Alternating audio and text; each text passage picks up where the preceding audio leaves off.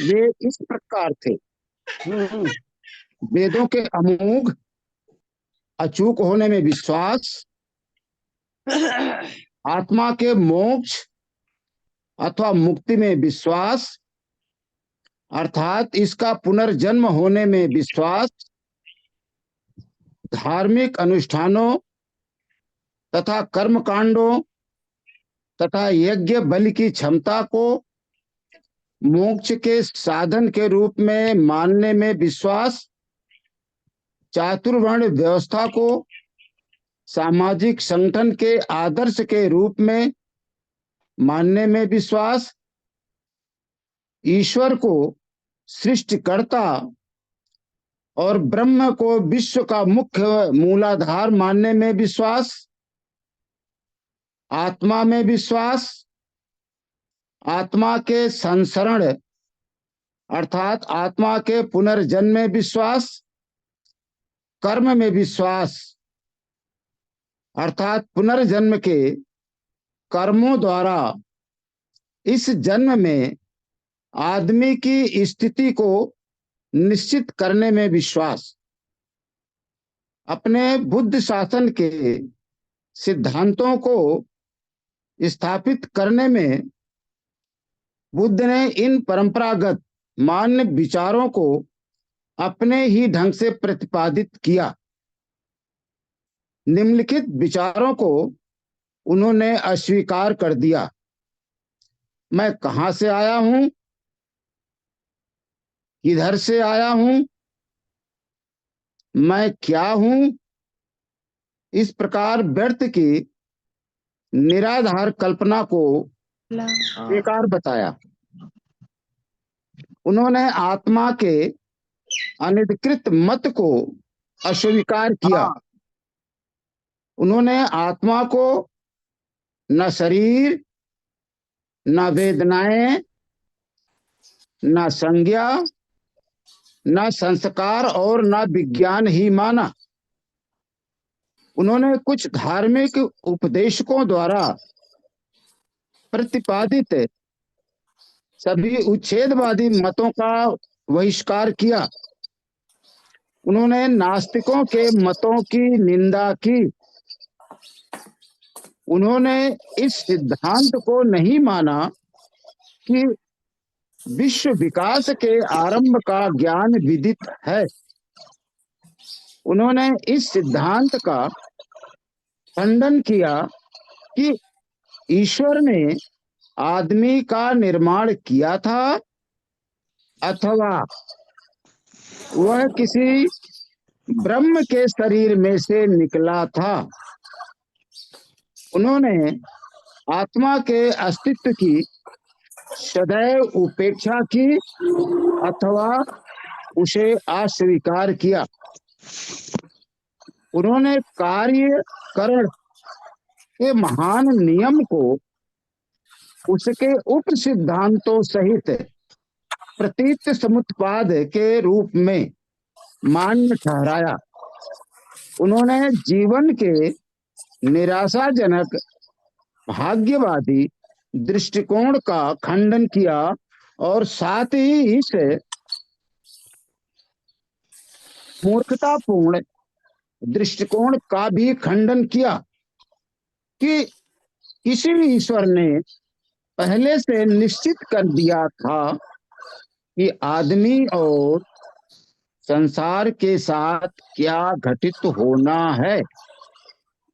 उन्होंने इस सिद्धांत को भी अस्वीकार कर दिया कि कुछ वर्ष पूर्व जन्मों में किए गए कर्मों में दुख और कष्ट उत्पन्न करने की तथा वर्तमान कार्यों को दुर्बल निष्क्रिय बना देने की सामर्थ्य होती है। उन्होंने कर्म के इस निराशाजनक भाग्यवादी दृष्टिकोण का त्याग किया। उन्होंने पुराने कर्मवाद के स्थान पर एक वैज्ञानिक कर्मवाद की स्थापना की। अतः उन्होंने पुरानी बोतल में नई सुरा भरने जैसा काम किया। संसरण अर्थात आत्मा के इस शरीर से निकलकर दूसरे में जाने की बात के स्थान पर संसरण रहित पुनर्जन्म के सिद्धांत को स्वीकार किया। उन्होंने मोक्ष अथवा आत्मा की मुक्ति के सिद्धांत के स्थान पर निर्वाण के सिद्धांत की स्थापना की। इस प्रकार बुद्ध शासन अपनी मौलिकता लिए हुए है। इसमें जो कुछ थोड़ा बहुत पुराना है वह या तो बदल दिया गया है या उसकी नई व्याख्या कर दी गई है। दोनों गया हस्बैंड वाइफ। अब आगे है जिसे उन्होंने स्वीकार किया। ये पीछे जो था उन्होंने जो अस्वीकार कर दिया, अब आगे का वाचन है जिसे उन्होंने स्वीकार किया। नंबर 3 है ये। तब बोल दिए थे उसका घर वाला में कि टिफिन पहुंचा दीजिएगा। उनकी शिक्षा की था टिफिन वहां था। हम बोले हम कहाँ ले जाएंगे। पहली विशेषता इस बात को मानने में है मन की सभी चीजों का नहीं चिंता मन ही सभी चीजों का केंद्र बिंदु है। बेटवा ने था। मन सभी प्रवृत्तियों का पूर्वगामी है।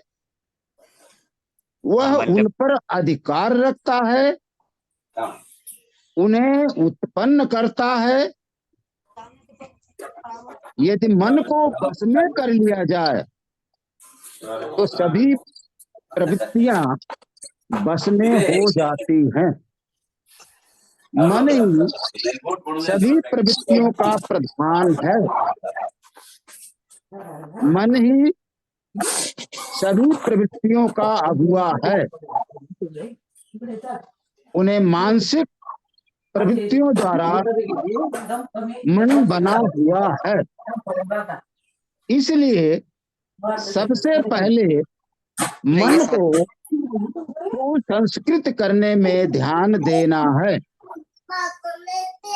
उनकी शिक्षाओं की दूसरी विशेषता यह है कि मन ही उन सब अच्छाइयों और बुराइयों का मूल स्रोत है जो हमारे भीतर उत्पन्न होती है और जिनका हमें शिकार होना पड़ता है। जो कुछ भी बुराई के बारे में है, जिसका बुराई से संबंध है, जो बुराई से समन्वित है,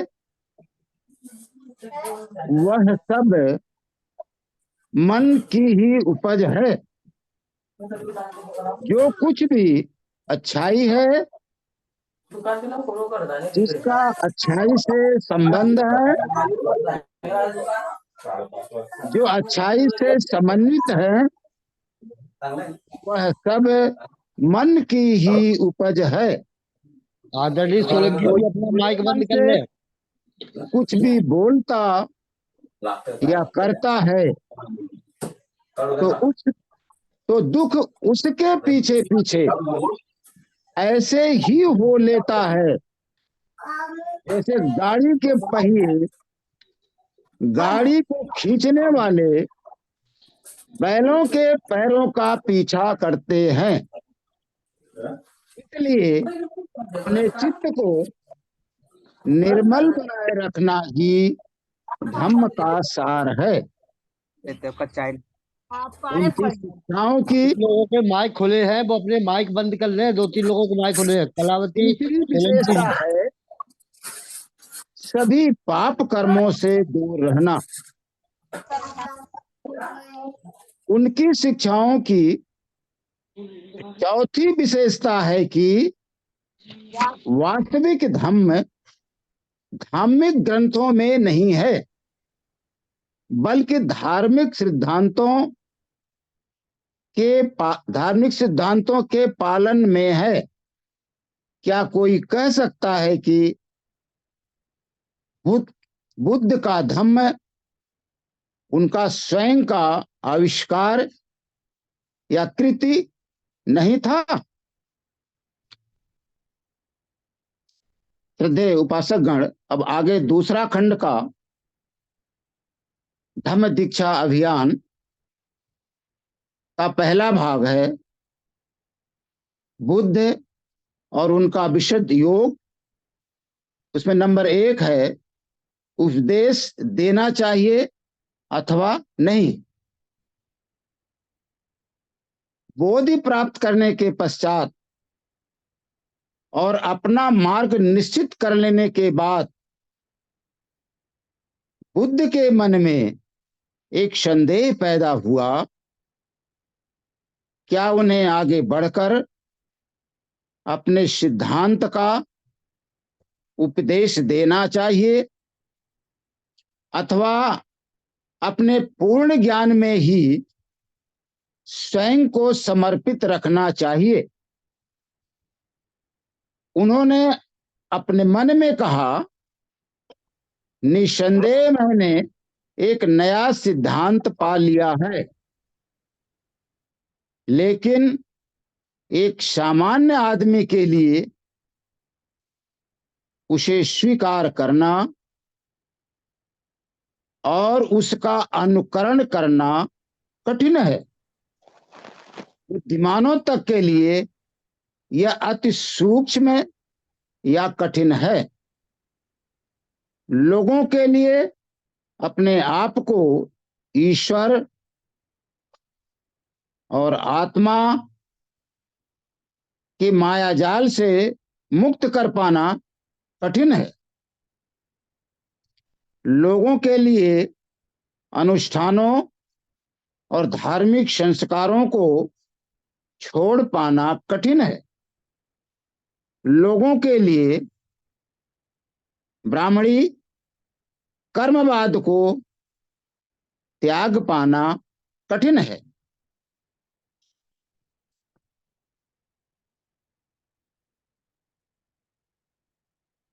लोगों के लिए आत्मा की नित्यता में अपने विश्वास को छोड़ पाना और मेरे इस सिद्धांत को मानना भी कठिन है कि आत्मा का कहीं कोई स्वतंत्र अस्तित्व नहीं है और मरने के बाद भी यह नहीं रहती है।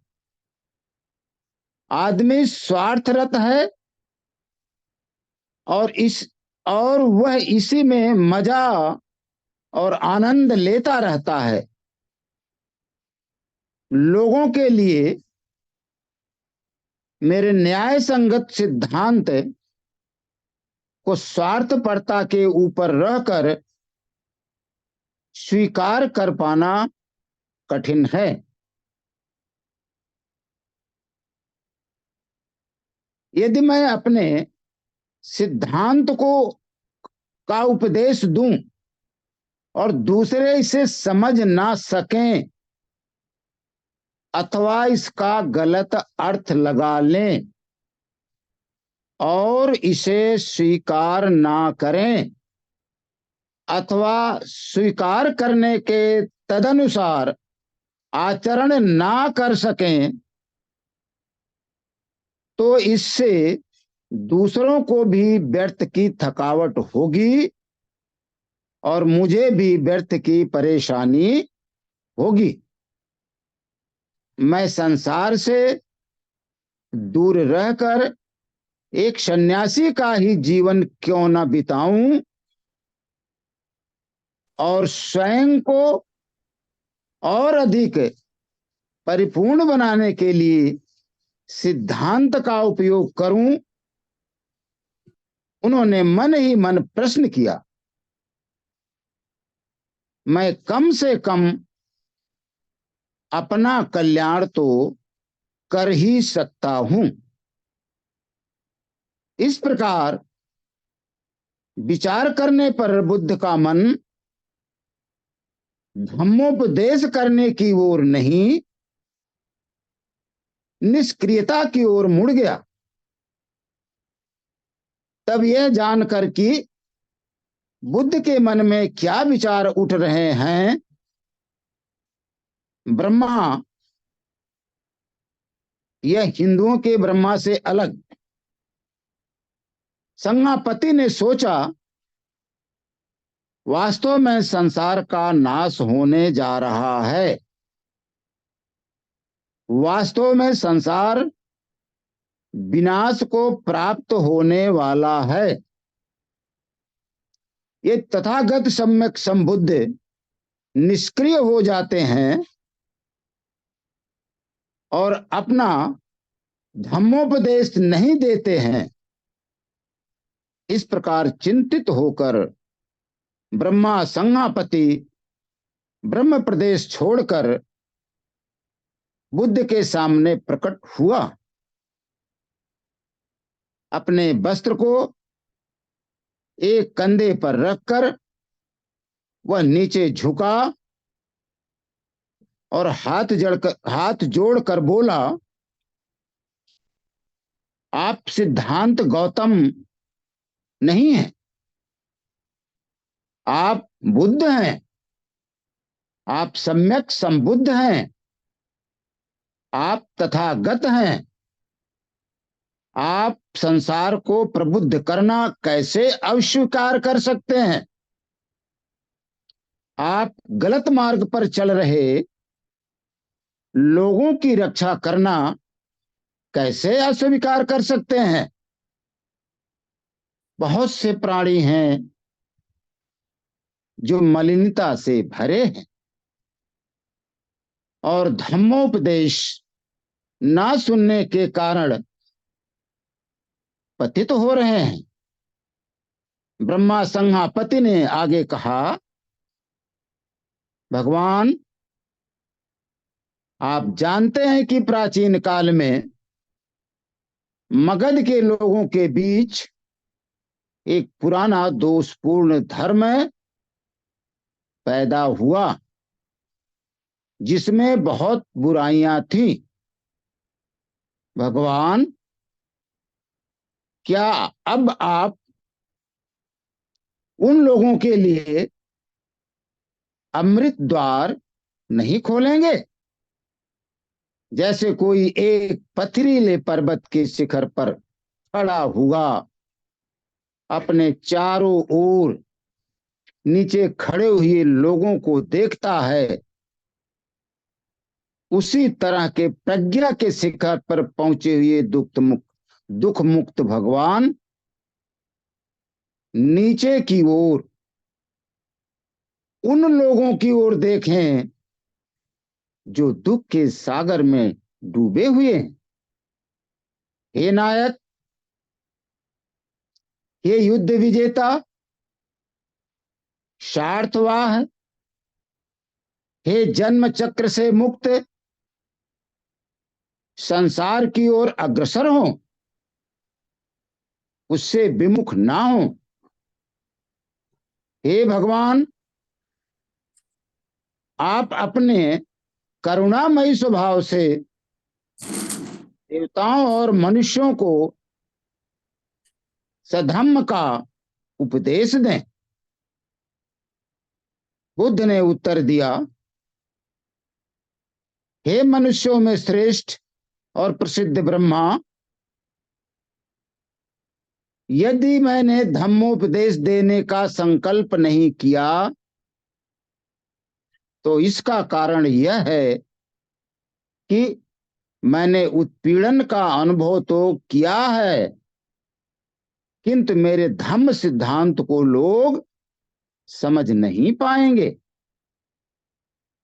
यह जानकर कि संसार में इतना अधिक दुख है, बुद्ध ने यह अनुभव किया कि सन्यासी की तरह हाथ पर हाथ रखे बैठे रहना और स्थिति को यथावत रहने देना उनके लिए ठीक ना होगा। उन्होंने तपश्चर्या को व्यर्थ पाया। संसार से भाग खड़े होना बेकार था। एक तपस्वी के लिए भी संसार से भाग खड़े होना संभव नहीं है। उन्होंने अनुभव किया कि संसार से भाग खड़े होना आवश्यक नहीं है। आवश्यकता इस बात की है कि संसार को बदलकर इसे और अच्छा बनाया जाए। बुद्ध ने अनुभव किया कि उन्होंने संसार का त्याग इसलिए किया था कि इतना अधिक संघर्ष है जिसके परिणाम पीड़ा और दुख हैं, जिनका उनके पास कोई इलाज नहीं था। यदि वह धर्म के प्रचार से संसार के कष्ट और दुख को दूर कर सकते हैं तो यह उनका कर्तव्य है कि वह संसाराभिमुख होकर उनकी सेवा करें और निष्क्रियता की मूर्ति बनकर चुपचाप ना बैठे रहें। इसलिए बुद्ध ने ब्रह्मा संज्ञापति की प्रार्थना स्वीकार की और संसार को सधम्म का उपदेश देने का निश्चय किया। दूसरा, ब्रह्मा संज्ञापति द्वारा शुभ समाचार की घोषणा। तब यह सोचकर कि मैं प्राणियों को उपदेश देने के लिए बुद्ध को प्रेरित करने में सफल हो गया हूं, ब्रह्मा संज्ञापति बहुत प्रसन्न हुआ। उसने बुद्ध को नमन किया, उनकी प्रदक्षिणा की, देखा और विदा हो गया। लौटते समय मार्ग में वह यह घोषणा करता जा रहा था, प्रसन्नता के इस प्रवाह पर आनंद मनाओ। हमारे भगवान बुद्ध ने संसार की सभी बुराइयों और कष्ट का मूल कारण जान लिया है। उन्हें इससे मुक्त होने का उपाय भी ज्ञात है। बुद्ध उन्हें सुख प्रदान करेंगे। जो उदास हैं, जो दुख से दबे हैं, वह उन्हें शांति प्रदान करेंगे। जो युद्ध त्रस्त हैं, वह उन्हें साहस देंगे। जिनका दिल टूट चुका है, जो पद दलित हैं और उत्पीड़ित हैं, उन्हें वह विश्वास और आशा प्रदान करेंगे। आप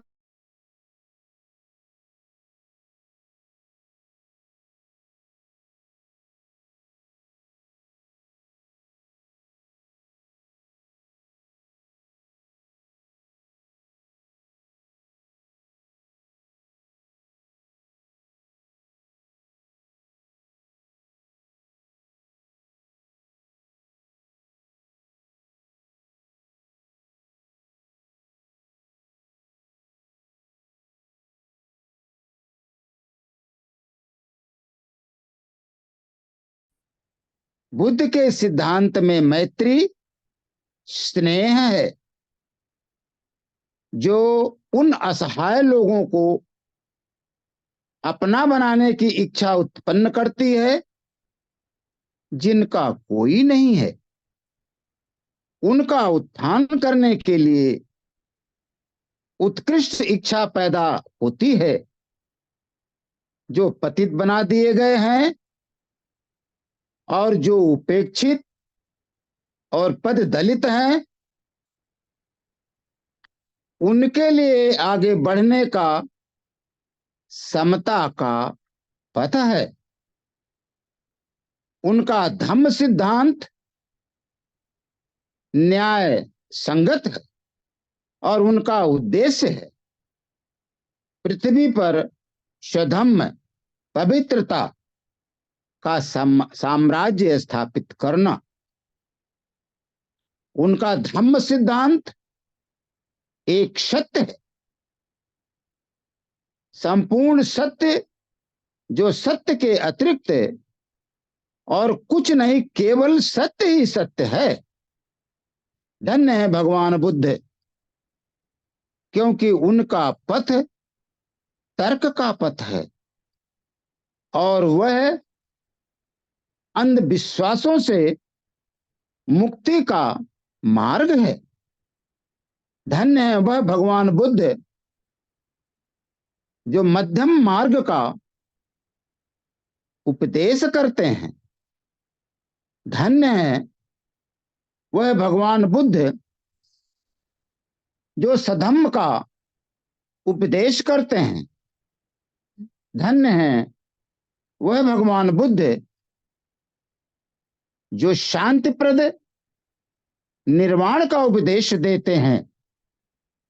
धन्य है वह भगवान बुद्ध जो मैत्री, करुणा और भाईचारे की शिक्षा देते हैं, ताकि संपर्क में आने वाले प्रत्येक प्राणी को मुक्ति प्राप्ति में सुविधा हो। तीसरा है 2 तरह की धम्म शिक्षा। बुद्ध की धम्म प्रचार की योजना में धम्म दीक्षा के 2 अर्थ हैं। पहली भिक्षु संघ की दीक्षा यानी प्रविद्या, दूसरी उपासक के रूप में गृहस्थ की दीक्षा अथवा बुद्ध धम्म के साधारण अनुयायी की दीक्षा।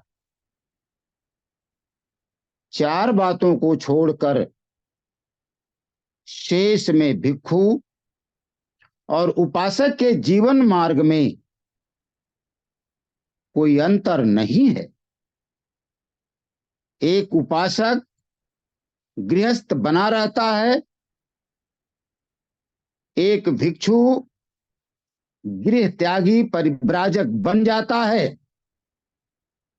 उपासक और भिक्षु दोनों के लिए अपने जीवन में कुछ नियमों का पालन करना आवश्यक है। भिक्षु के लिए वे संकल्प हैं और उनका उल्लंघन करना दंडनीय है। उपासक के लिए वे केवल निर्देशशील हैं,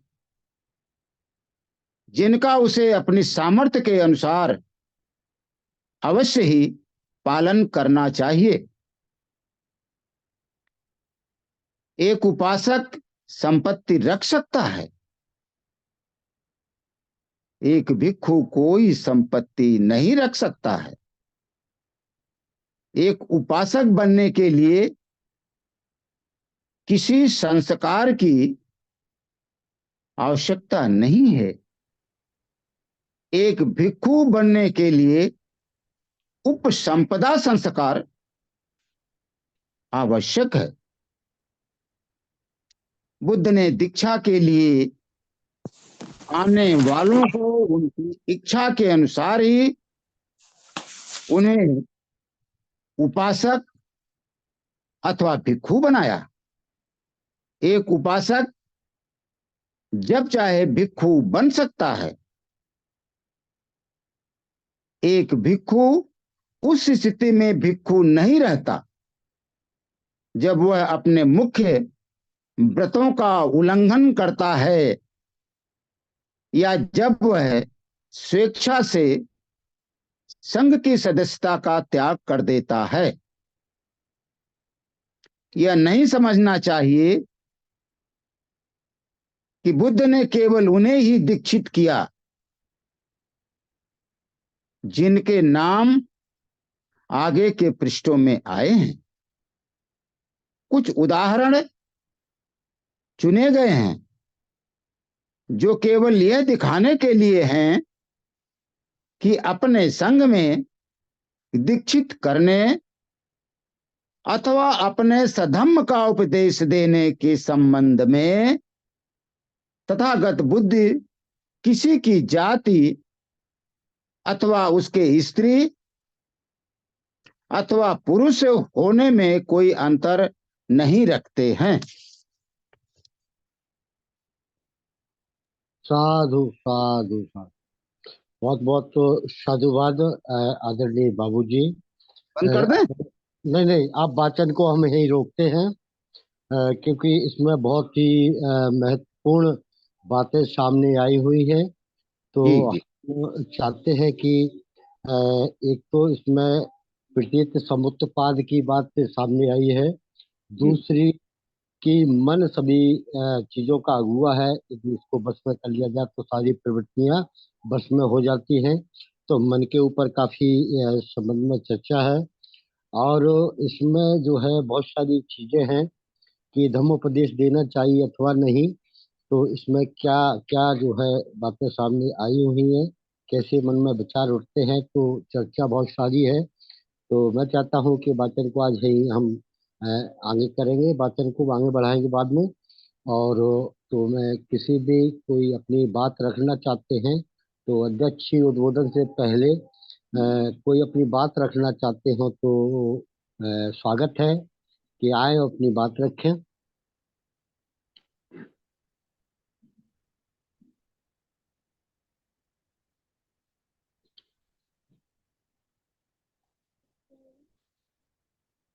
जी, आदरणीय राजाराम आनंद बाबूजी से अनुरोध करता हूँ कि बहुत महत्वपूर्ण वाचन है और संक्षिप्त में अपनी बात रख सकते हैं।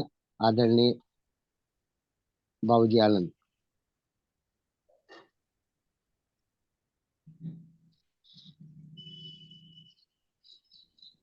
बहुत बहुत साधुवाद माननीय वीएल कदम साहब को। और आज का जो धम्म बुद्ध और धम्म का वाचन कर रहे हैं आदरणीय जगदीश प्रसाद बाबू जी, उनका भी बहुत बहुत साधुवाद। साथ ही साथ सभी विद्वान उपासकगण जो आज के इस ऑनलाइन वेबिनार में इस कार्यक्रम को सुन रहे हैं। ये बिल्कुल सही बात है कि आज का जो ये धम्म वाचन है, तो वैसे तो बुद्धा एंड धम्मा में सारी चीजें महत्वपूर्ण हैं, लेकिन बुद्ध जब बुद्ध बने सिद्धार्थ गौतम, और उनको जो धम्म का सिद्धांत ज्ञात हुआ, तो चूंकि जो संसार में उस वक्त जो परंपराएं चल रही थी, जिन चीजों पर लोग विश्वास करते थे, अंधविश्वास करते थे, जो कर्मकांड थे, जो मानव का कल्याण नहीं बल्कि मानव को दुखों की तरफ धकेल रहे थे, तो उनके विपरीत एक जो जीवन पद्धति थी, उसका सही सी मार्गदर्शन सिद्धार्थ गौतम को बहुत कठिन तपस्या के बाद प्राप्त हुआ था। तो वह ये समझ करके बहुत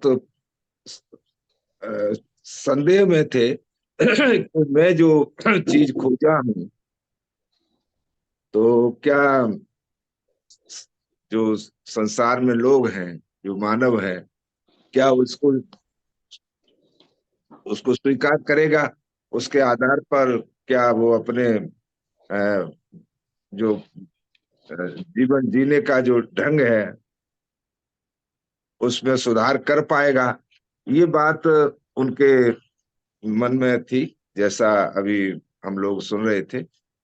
लेकिन जो सहापति की जो बात आई है, सहापति की, तो वो सहापति जो है चूंकि खुद एक असाधारण व्यक्तित्व थे, तो उन्होंने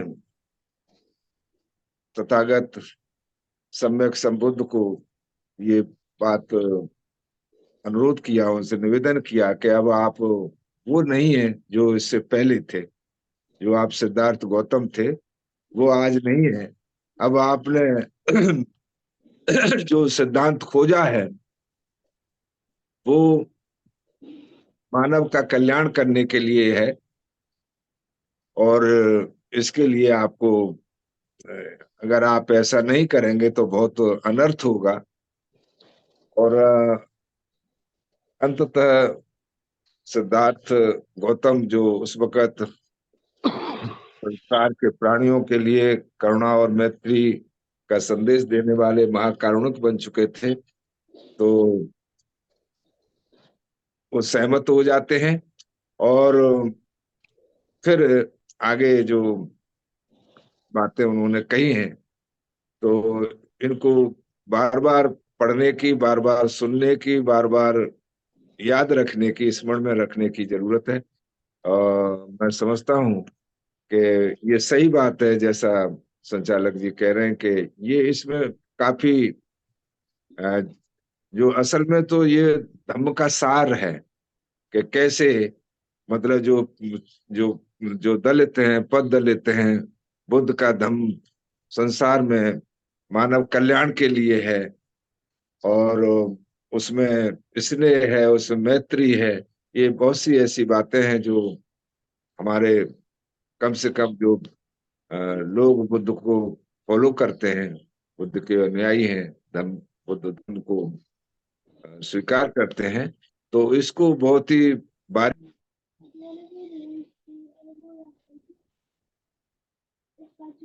आवाज साधु नहीं आ रही है। साधु साधु साधु, बहुत बहुत साधुवाद। आदरणीय बहू जी, आपने बहुत अच्छी बात कही। अब मैं संक्षिप्त में बात रखने के लिए हमारे एलपी अमृत मोद साहब, जो हमारे सहायक आचार्य हैं, मैं उनसे अनुरोध करता हूँ कि इसमें एक शब्द आया है, बात आई है, बात बहुत सारी चीजें हैं। उन्होंने आत्मा को अनाधिकृत माना, मत को अस्वीकार किया, और आत्मा को न शरीर, न वेदना, न संस्कार, संज्ञा, संस्कार और विज्ञान ही माना। तो आखिर ये है क्या? जो आज शरीर है, वेदना है, संज्ञा है, संस्कार है और विज्ञान है, तो इन्होंने आत्मा को नहीं माना, तो फिर है क्या? बुद्ध ने क्या माना है? जी आदरणीय एलपी अमृत बोध साहब, सहायक आचार्य, माइक खोल ले अपना सर, माइक खोल ले। आप सभी को सादर सविनय नमन करता हूं। सम्माननीय कदम साहब, आपने यह जो विषय रखा है, ये अभी हमारे परम आदरणीय वरिष्ठ सम्माननीय राजाराम आनंद साहब जो विस्तृत कर रहे थे, विस्तार कर रहे थे, तो उसी बात को अपन और सुनना चाह रहे थे और समझना चाह रहे थे कि जो हमारे परम आदरणीय जगदीश बाबू जी ने जो वाचन किया है कि तथागत ने संबोधि प्राप्त करने के पश्चात क्या इस जगत से, संसार से जो उन्हें प्राप्त हुआ, उनमें से जो उन्होंने अपने आप में अनुभव किया, उस अनुभव में से उन्होंने क्या अस्वीकार किया, क्या परिवर्तित किया और क्या स्वीकार किया। जो तीन बिंदु तथागत के जीवन के हैं, और जो डॉक्टर बाबा साहब अम्बेडकर ने हम सबको प्रेरणा के लिए, हम सबको समझने के लिए, हम सबको जानने के लिए ही इस सब्जेक्ट को, इस विषय को रखा है कि हमें क्या अस्वीकार करना चाहिए, क्या चीज हम अपने जीवन में परिवर्तन के रूप में शामिल कर सकते हैं और क्या हमारे स्वीकार के योग्य है। ये विचार के लिए ही यह लेख बाबा साहब ने किया। जहां तक आपका जो प्रश्न है कि आत्मा के संबंध में बाबा साहब ने ये लिखा है कि बुद्ध ने आत्मा को स्वीकार नहीं किया। बुद्ध का कहना है कि ये प्रकृति है और प्रकृति में जो चीज उत्पन्न होती है उसका निर्वाण होना, उसका नष्ट होना तय है। एक बुद्ध ने अनिच्छावत संखारा एक लिखा हुआ है कि अनिच्छावत संखारा उपादवे धम्मिनो उपजित्वा निरुज्जन्ति एसन अपसुनो सुखी। तो बुद्ध खुद कहते हैं कि इस संसार में जितने भी संस्कार हैं वो अनित्य हैं और उनका उत्पन्न हो जाना और उनका नष्ट होना ये उनका स्वभाव है। जो उत्पन्न होकर नष्ट हो जाते हैं ये उनका स्वभाव है। कोई भी संस्कार जो उत्पन्न होगा वो नष्ट भी होगा और अगर यह स्वभाव सदा के लिए नष्ट हो जाता है तो ये परम सुख है। समय का ध्यान रखें सर। बहुत बहुत साधुवाद सर। बहुत बहुत साधुवाद, बहुत बहुत साधुवाद। जैसा आपने बताया है तो जो शरीर, वेदना, संज्ञा और संस्कार जो 5 जो है वो उपादान है और जो 4 आर्य सत्य के जो है, पहला जो आर्य सत्य है कि संसार में दुख है, तो रूप, वेदना, संज्ञा और संस्कार जो है उपादान है। ये 5 उपादान स्कंद हैं। रूप उपादान स्कंद, वेदना उपादान स्कंद, संज्ञा उपादान स्कंद और संस्कार उपादान स्कंद और विज्ञान उपादान स्कंद। ये 5 स्कंद है। बहुत बड़ी चर्चा है, आगे विस्तृत चर्चा है। मैं संक्षिप्त में ज्यादा बात नहीं रखना चाहता। मैंने खाली इतना ही कोशिश बात आपके सामने क्वेश्चन किया था। तो और आपने जो अनिच्छा पाठ का किया है वो अनित्यता का सिद्धांत वो अलग है। वो एक अलग सिद्धांत है, इसमें अनित्यता की बात कहीं अभी आई नहीं है। तो और दूसरा प्रतीत समुत्पाद की जो बात आई है, प्रतीत समुत्पाद जो है वो अलग मैटर है।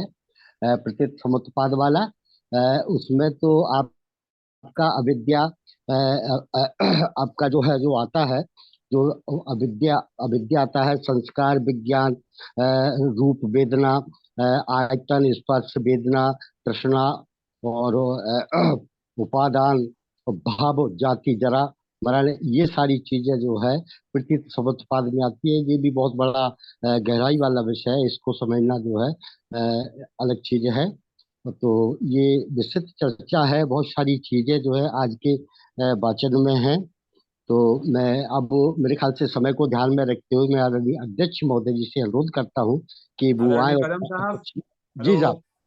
आदरणीय कदम साहब, नमो बुद्धाय, जय भीम। जय भीम, नमो बुद्धाय सर। यदि अनुमति हो तो एक संदेह मन में है, मैं जुड़े हुए किसी भी सज्जन साथी से चाहूंगा।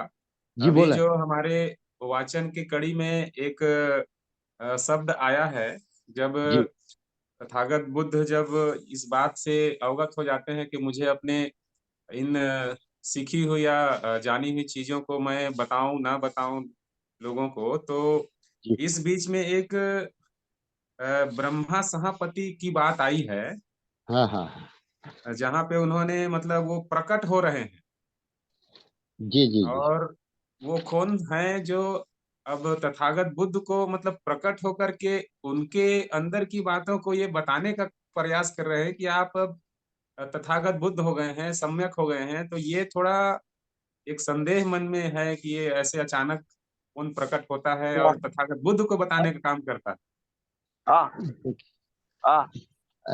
आदरणीय कोई इसका जवाब देना चाहते हो तो शंका का समाधान करें।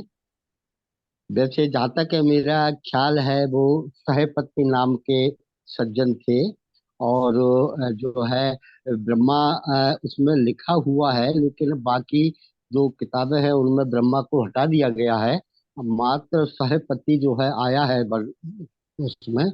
तो उनको ये मालूम था कि जब सिद्धार्थ गौतम को जो बुद्धत्व ज्ञान प्राप्त हो गया है, तो ये निरस्ता की ओर जा रहे हैं।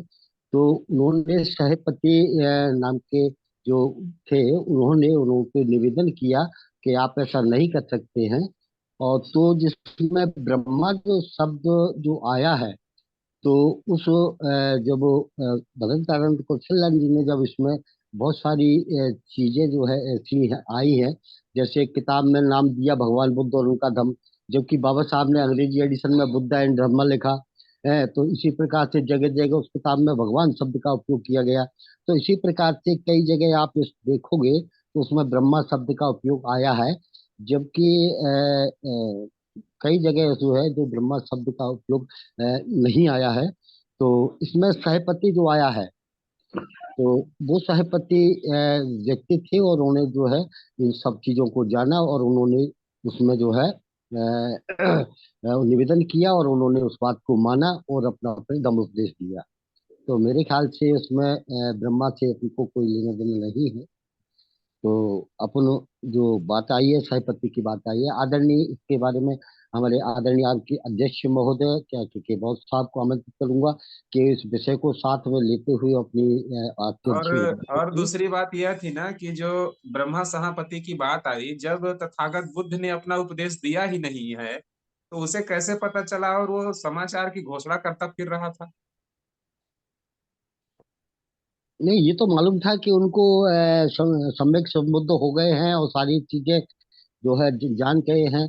तो इससे पहले तो उन्होंने, बात सही है कि उन्होंने नहीं दिया है, उपदेश नहीं दिया है, लेकिन ये तो मालूम था कि उनको बुद्धत्व ज्ञान प्राप्त हुआ है। नहीं, जब कुछ चीजें जब बोली ही नहीं गई हैं उपदेश के रूप में या शिक्षा के रूप में जब बोली ही नहीं गई हैं, तो उस वो कौन है व्यक्ति ब्रह्मा सहापति जो समाचार बता रहा है लोगों को? तो मतलब मेरे मन में ये संदेह है कि जब तथागत ने अपना धम्मोपदेश प्रदान किया ही नहीं है, प्रारंभ ही नहीं किया है, तो यहाँ से एक कहीं ना कहीं एक चमत्कारी जैसा शब्दावली या फिर यहाँ पे जो समावेश किया गया है, तो मुझे चलिए इस आदरणीय, मैं इस पर थोड़ा सा मतलब मुझे लगता है मैं कि कहीं आदरणीय कहीं अध्यक्ष महोदय जी को, हाँ, जी जी, मैं आदरणीय अध्यक्ष महोदय जी को आमंत्रित करता हूँ, और वो चलिए, अपनी विषय के अनुरूप अपनी बात रखें। आदरणीय अध्यक्ष महोदय। बहुत बहुत साधुवाद। हेलो। हेलो। आवाज आ रही है? आवाज आ रही, आ रही। नहीं सर, आ रही। जी। महाकारुणिक तथागत बुद्ध, बोधिसत्व डॉक्टर भीमराव अंबेडकर एवं समस्त महापुरुषों को नमन। परम आदरणीय संस्थापक अध्यक्ष धम्म प्रकाश भारती जी, मान्यवर बादल बौद्ध जी एवं समस्त धम्म प्रेमी साथियों को नमो बुधाय। अभी समय तो हो चुका है, 8 बज चुके हैं, लेकिन फिर भी 2-4 मिनट लेकर के हम सिर्फ संक्षेप में यह संदेश देना चाहेंगे कि जो आज का जो हेडलाइन है, तुलना, विरोध और विरोध है ना, उसमें एक शब्द थोड़ा सा छिपा हुआ है, वो ये है विकल्प। तुलना किए, विरोध किए और विकल्प भी दिए हैं, तो विकल्प को भी ध्यान में रखना चाहिए। अभी हम लोग समाज में केवल विरोध कर रहे हैं ब्राह्मणवाद का, विकल्प को नहीं अपना रहे हैं। वो तो बहुत कड़वा उदाहरण दे देते हैं। मुस्लिम इतना लोग हैं भारत में, दुनिया को छोड़ दीजिए, वो कभी ब्राह्मण का नाम नहीं लेता, क्योंकि उसको विकल्प मिला हुआ है, उसका अपना रूटीन है, जीवन जीने का तरीका है, कमाने खाने मिलने जुलने सब चीज का सिस्टम बना हुआ, सिलेबस तय है, वो कभी चर्चा नहीं करता और अपनी जगह पर प्रोग्रेस कर रहा है, सम्मानित पूर्वक जीवन जी रहा है। उसी तरह से ईसाई है जो भारत में, उनका छोड़ ले लीजिए, बाकी छोड़ दीजिए दुनिया। वो कभी ब्राह्मण की चर्चा नहीं करते, न ब्राह्मण की चर्चा करते। और हम लोग ठिका ले रखे हैं केवल ब्राह्मण की चर्चा करेंगे, विकल्प पर ध्यान नहीं दे रहे हैं। इसलिए विरोध कम हम लोग को होना चाहिए ब्राह्मणवाद का। अब ब्राह्मण मतलब क्या, ब्राह्मण जाति है और ब्राह्मणवाद सिस्टम है, व्यवस्था है। जो जाति में अपने को अभी भी जो जाति मानता है वो भी ब्राह्मणवादी है, चाहे धोबी हो, चमार हो, पासी हो, उसे कोई फर्क नहीं पड़ता है। इस चीज पर ध्यान देना चाहिए। पहली बात, ये जो धाम वाचन जो हो रहा है उसका उद्देश्य क्या है? पढ़ना उद्देश्य नहीं है, जानना उद्देश्य नहीं है। जितने लोग जुड़े हुए हैं सबके घर में किताब है, पढ़ भी रहे हैं, सुन भी, समझ भी रहे हैं, लेकिन विकल्प नहीं तैयार कर रहे हैं। इसलिए हमें विकल्प पर ध्यान देना चाहिए कि बुधवार को ही सुबह सुबह क्यों रखा गया। बहुत बार ऐसा हुआ, आप जो पुराने लोग हैं जान रहे हैं, बहुत बार बोला गया कि सुबह संख्या कम होती है, शाम को अधिक होता है, लेकिन फिर भी रखा गया कि नहीं, सुबह सुबह हम लोग इंडिया लेवल पर मिलने जुम पर अच्छी बात है, लेकिन शाम को जो जहां है कम से कम 5 आदमी को तो बैठावे। अगर बुद्ध के नाम पर उनको अड़चन लगता है, वंदना बोलना अगर भारी लगता है, तो कम से कम चाय पर बुलावे लोगों, लेकिन बुलाने का अभ्यास तो करें हम लोग। और जो 4 आदमी 5 आदमी बैठते हैं उसी का फोटो खींचे। अभी संस्थापक महोदय आए हुए थे बुद्ध गया में, उनसे भी बात हुई। फिर हमने बादल बहुत जी से भी बात किया था कि भाई एक ग्रुप बनाइए कि जो मीटिंग करते हैं वो ग्रुप में फोटो डालें, कम से कम पता चले। अब एक मंदिर उद्घाटन होता है अयोध्या में और उसका प्रचार गांव गांव में हो रहा है, हर मंदिर में हो रहा है झंडोत्तोलन। तो इस क्या मतलब है? प्रचार। तो जो लोग करेंगे तब ना देखेंगे लोग, हम कर नहीं रहे हैं। मतलब ये एक औपचारिक कर्मकांड बन गया कि बुधवार है तो हम लोग सुन लें। राधे विरोधे जो पुराने लोग हैं, जो समझदार लोग हैं, वो थोड़ा जुड़ जाते हैं, और जो नहीं है जो नहीं है। इस संख्या ये बता रहा है कि हम लोग जो भी हो, रणनीति कुछ अपनाना पड़ेगा। वो तो उसके लिए हम ज्यादा हम नहीं बोलेंगे, समय भी हो गया है। हम सिर्फ इतना ही कहेंगे, फिर हम संक्षेप में 2 लाइन बता देते हैं। बी फॉर बुद्धा, समझने के लिए हम तो शॉर्ट में बोलते हैं, दिमाग में बैठे, सुनाना हमको मकसद नहीं है, दिमाग में बैठाना है। बी फॉर बुद्धा, इससे छोटा तो एक्सप्लेनेशन हो नहीं सकता। And B for behaviour. Buddhism पढ़ना उद्देश्य हमारा नहीं है, बुद्धिज्म से प्रेरणा लेना है कि भाई ये व्यवस्था है, सिद्धांत। बुद्धिज्म मतलब सिद्धांत। तो सिद्धांत किया नहीं जाता है, सिद्धांत को पाना पड़ता है। वो एक उदाहरण देते हैं, जैसे समता चाहिए, तो समता चाहिए तो इसका मतलब क्या हुआ? जैसे 8 साल का, उदाहरण देने से समझ में आएगा, 8 साल का मुस्लिम का लड़का 80 साल बुजुर्ग मुस्लिम को भी सलाम वालेकुम बोलता है। कोई खुश हो नहीं बोल रहा है और कोई दुखी नहीं है। क्रिश्चियन में भी है कि वो हमेशा बोलते हैं भाई 8 साल का बच्चा बोलेगा गुड मॉर्निंग, तो 80 साल का बुजुर्ग भी उनको गुड मॉर्निंग बोलेगा, बी हैप्पी नहीं बोलेगा। और कोई सभी हैप्पी हैं।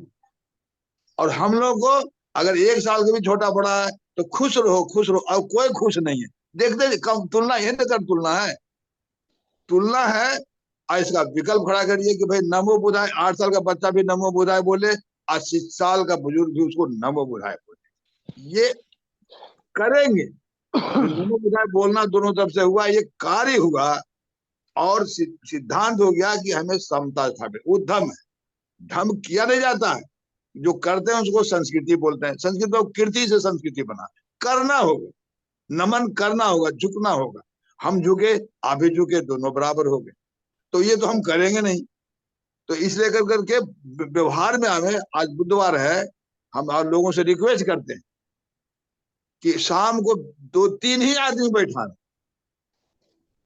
कोई नहीं तो अपने ही बाल बच्चा बैठ जाए, लेकिन एक साथ बैठे। अगर वंदना बोलना भारी लग रहा है, फिर हम बता रहे हैं, तो चाय ही पी लें साथ में, लेकिन बुद्ध के नाम पर बुधवार। इसलिए उन्होंने परिवार में दिया था कि अनाज खाते तो सभी लोग हैं, लेकिन संस्कृति करेंगे तो एक प्रचार हो जाएगा, परिवार में प्रचार हो जाएगा, मोहल्ले में प्रचार हो जाएगा। कहीं कुछ नहीं बोल रहे हैं। मेरे गांव में अगर एक ही बुद्ध को फॉलो करने वाले हैं, अगर वो 2-4 बुधवार लगातार वो खीर या खिचड़ी खाएंगे तो मोहल्ले में प्रचार हो जाए, ऑटोमेटिक प्रचार हो जाएगा कि भाई इनके यहाँ बुधवार को खीर बनता है या खिचड़ी बनता है। अरे तो ये लोग बुद्ध को मानने वाले हैं, ऑटोमेटिक उन लोग बोलेगा।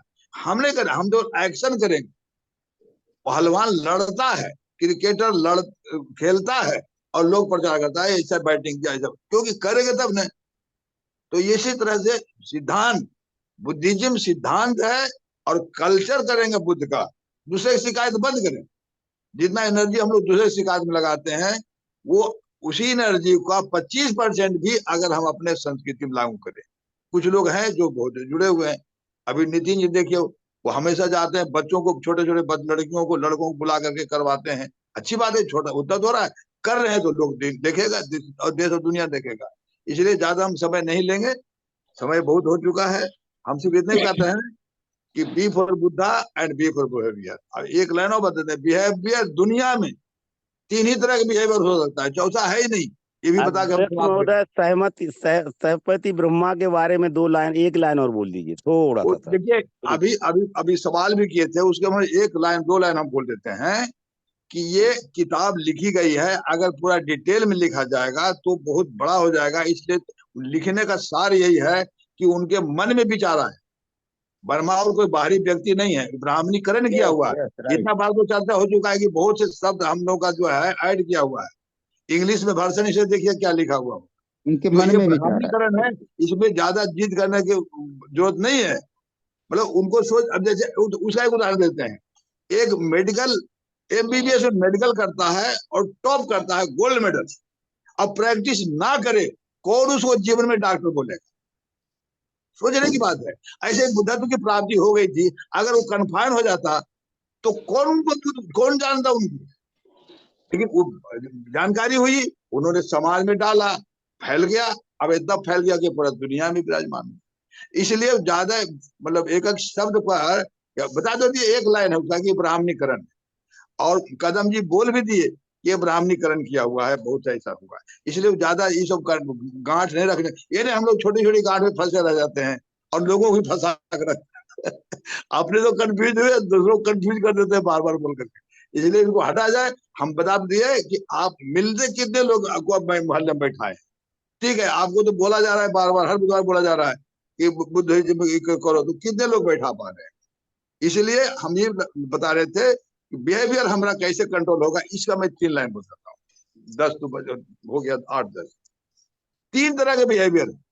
अगर एक अनजान आदमी बस में, ट्रेन में या रोड पर कहीं मिल गया अनजान आदमी, अगर आपने सोचा कि हमसे ऊंचा है तो आप दब्बू हो जाए। सिंपल बात। अगर मन में जो भी कुछ है मन में, अगर सामने सोचा कि सामने वाला नीचा है तो आपके भीतर अहंकार है। सिंपल बात। अहंकार पैदा नहीं करना पड़ता, ऑटोमेटिक हो जाता। खाली मन में आया कि वो हमसे नीचा है, मान लेना उससे बात नहीं हुआ, कुछ नहीं हुआ है, लेकिन सिर्फ मन में ले लिए कि वो हमसे नीचा है, आपको अहंकार हो गया। अगर समझे कि हमसे ऊंचा है तो दब्बू हो गए। इसलिए तीसरा एक ही विकल्प है कि उम्र चाहे सामने वाला जो हो, आप मानो कि हमरे बराबर है तो सद्भावना होगी। ये तीसरा हमें फॉलो करना। बहुत प्रैक्टिकल बात है, इसमें कोई रिश्ता नहीं, अपने बराबर मान। इस मुसलमान में ही माना गया है 8 साल का हो चाहे 80 साल को, सबका मान बराबर है। क्रिश्चियन में ही माना गया है। आप सरदार जी में जाइए, 8 साल का बच्चा बोलेगा सत श्री अकाल, तो बूढ़े भी उनको खुश हो नहीं बोलेगा। और कौन सरदार जी दुखी नजर आता है? सभी स्वस्थ है, मस्त है। इसलिए हम लोगों को भी एक शब्द अपनाना पड़ेगा। हाँ, एक और स्वास्थ्य सभी जुड़े हुए हैं। अभी कल एक हमको कमेंट मिला था, जब हम पोस्ट किए तो एक आदमी कमेंट किया, और बहुत उचित कमेंट है, कि बुद्ध और अंबेडकर दोनों का फोटो एक साथ रखा जाता है, एक लेवल पर रखा जाता है। ये सैद्धांतिक रूप से ये सही नहीं, स्वीकार करना हो। क्योंकि ये हम प्रैक्टिकली देखे हैं, हम 7 मूर्ति को स्थापित करते हम देखे हैं बुद्ध और अंबेडकर का। वो भंडे जी हैं, लामा जी, दार्जिलिंग साइड के। तो वो क्या किए थे कि जो सीढ़ी नुमा बनाते थे, तो ऊपर में बुद्ध का फोटो और लगभग 9 इंच या 1 फीट नीचे सीढ़ी जो होता था, उस पर अंबेडकर का फोटो रहता था। तो उनसे पूछा गया कि ऐसा क्यों? तो भाई बोले कि बुद्ध के बराबर लेवल में कोई हो ही नहीं सकता दुनिया में। तो इसलिए करके अब ये जो अभी हम लोग जो छपता है, जो आता है प्रचार वगैरह में, तो उसमें लेफ्ट साइड में बुद्ध और राइट साइड में अंबेडकर होता है, दोनों लगभग एक होता है। इवन घर में जो फोटो लगाते हैं हम लोग, एक लेवल लगाते हैं, सही में गलत है। 1 इंच भी होना चाहिए। गुरु और शिष्य का सिस्टम खत्म हो जाता है अगर बात। ठीक है, महान थे, बहुत महान थे, लेकिन जहां बुद्ध के सामने की बात है, बुद्ध तो नहीं थे, वो बोधिसत्व थे। तो स्वाभाविक है कम से कम 1 इंच तो नीचे होना चाहिए। ये हमें स्वीकार करना होगा, क्योंकि देश, अभी हम थाईलैंड गए थे, वहां भी हमने देखा बुद्ध के सामने कोई मूर्ति नहीं उनके लेवल में। तो इसलिए वहां तो बुद्ध को, वो तो हुआ मूर्ति के सामने नहीं है, जो जिस गुरु जी से बात करना है ना, उससे ऊंचे नहीं खड़े हो सकते। अगर वो बैठे हैं तो आपको टेहने पर खड़ा होकर बात, हम तो देखे हैं किए हुए लोग थाईलैंड पर जानते होंगे, वहां टेहने पर खड़े होकर बात करते, क्योंकि कुर्सी पर वो बैठे हैं, आप खड़े होकर बात करेंगे तो ऊंचे हो जाएंगे। इतना तक इंश्योर किया जा रहा है डे टू डे लाइफ में। खैर ज्यादा समय नहीं लेंगे, तो हम यही चीज करते हैं। आप लोगों ने कार्यक्रम बहुत अच्छा है, और चलना चाहिए, लेकिन मकसद करना चाहिए। एक काम होता है, एक उसका कारण होता है, एक कार्य होता है, उसका उद्देश्य होता है। तो उद्देश्य हम लोग का है, इसी बहाने हम लोग घर बैठे भी एक दूसरे से मिल लेते हैं, ये अच्छी बात है। लेकिन मोहल्ले में मिलने का प्रयास करना चाहिए, ये बेहतर बात होगी। इसी के साथ हम अपने विचार को दिखा देते हैं। बहुत बहुत साधुवाद। नमो बुद्धाय। जय। बहुत बहुत साधुवाद, बहुत बहुत साधुवाद आदरणीय अध्यक्ष महोदय जी, आपने बड़ी चर्चा रखी अपनी। और अब मेरे ख्याल से समय बहुत ज्यादा हो गया है, और सभी लोग मन को शांत करेंगे, और सभी लोग हाथ जोड़कर जो है, अब हम जो है सभ्य सत्ता की ओर चलते हैं। तो सभी लोग हाथ जोड़ें और सभ्य सत्ता करें। सभ्य सत्ता